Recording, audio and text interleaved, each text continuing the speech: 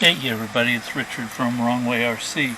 Plugging in the charger, the power supply. This is, sorry about the shaky camera, this is the new Revolectrix GT500 Charger. Let's get a battery going and I'll tell you a little about it. This plugs straight into the port on the side with the black, there's an arrow, black pointed all the way to the right. We'll take either 2 up to 6 cell battery. Now we're plugging in the power. And we're going to charge this 3 cell Lipo. Okay. The back button takes you back in the menu. My last charge was a preset. So we're looking for lithium high voltage. I'm turning this knob and pushing the button. Okay, I can dial in what I want to do. Today I want to charge, pushing the button. Okay, charging amp, 1 amp. This is a 1000 milliamp battery, so that's 1C. And standard 4.27 volts per cell as the top off. The screen is on start. I adjust whatever I want, and then I go to start and push. We're checking the battery. Now it's asking you to press enter to start. All the Cellpro Revolectrix chargers do this. And if you don't press enter quick enough, it will give you a warning horn and go back to the start menu. So let's do this again. Start, checking battery.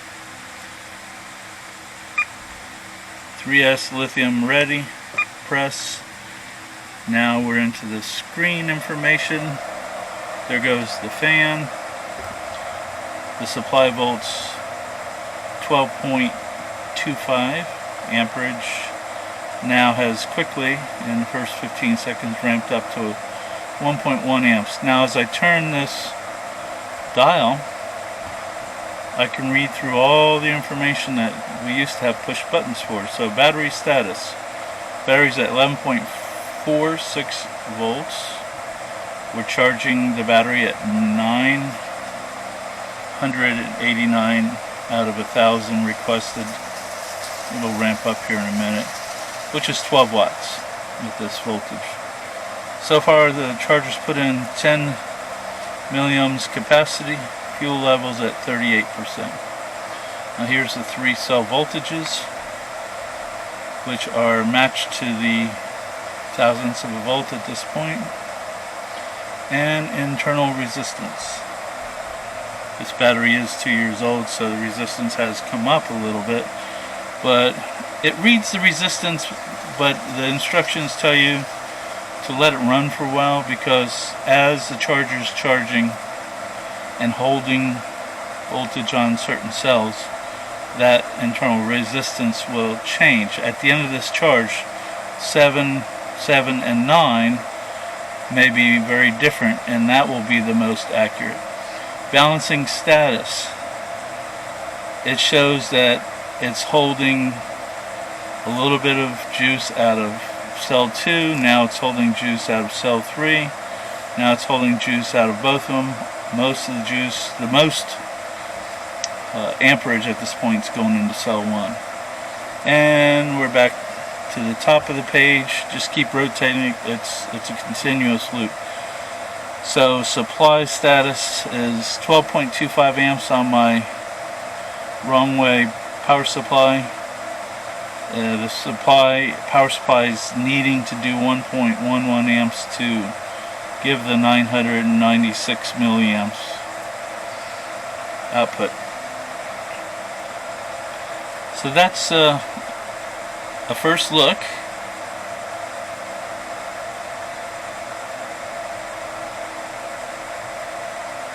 The nicest part about this charger is You can see the whole screen just by turning one knob. You have one knob, one engage button that's in the middle of the knob, and a back button. So if you're ever in a menu when you're getting ready to start and you want to go backwards, you can by pushing the back button. But there's my cell voltages. Here's the internal resistance has changed. Appears to have lowered a little bit as it's reading over time. Balancer status is only holding back on cell 3. So this battery is fairly balanced at this point, and we're only putting in an amp on it. Now here's a really good feature about this charger. I'm charging at 1 amps, but without turning it off, I'd like to bump that amperage up to 2 amps, which for this battery would be 2C.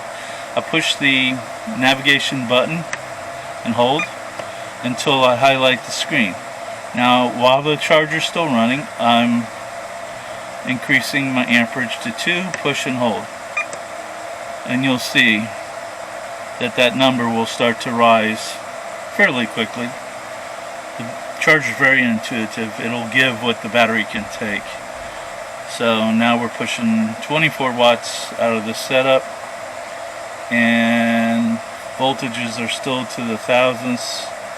Internal resistance changed a little, but the trend on internal resistance as cell 3 has a higher resistance, so it's not as wonderful shape as the other two cells. And here we go with the balancer status.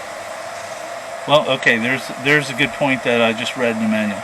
13 milliohms on the cell 3 because it's holding power on it.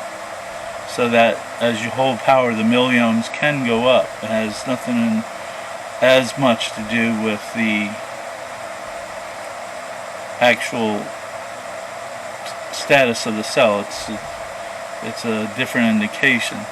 So as long as it's holding that one longer, that number will rise. But once everything's balanced and it runs for a while, these should balance out a little better.